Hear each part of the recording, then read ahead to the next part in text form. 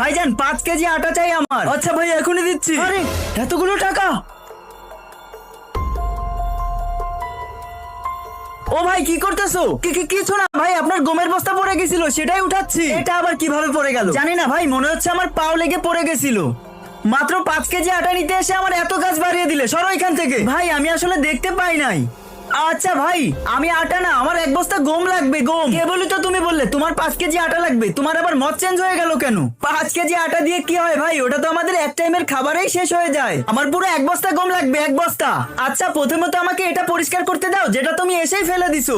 যেটাই তুমি চাচ্ছ সেটাই পেয়ে যাবে, গমই পেয়ে যাবে। একেবারে খালি খালি আমার কাজ বাড়িয়ে দিলে। বন্ধুরা খালি কিন্তু ইসলামিক ভিডিও দেখলেই হবে না, তোমার কিন্তু ইসলামিক ভিডিওতে একটা লাইক এবং চ্যানেলটি সাবস্ক্রাইব করা দায়িত্ব। আজকে কিন্তু কপালটাই আমার অনেক ভালো। ও ভাই কোথায় যাচ্ছ? ভাই হ্যালো, দাঁড়াও ভাই, কোথায় যাচ্ছ? আমার এই বস্তাটাই লাগবে। আরে ভাই একটু দাঁড়াও তো।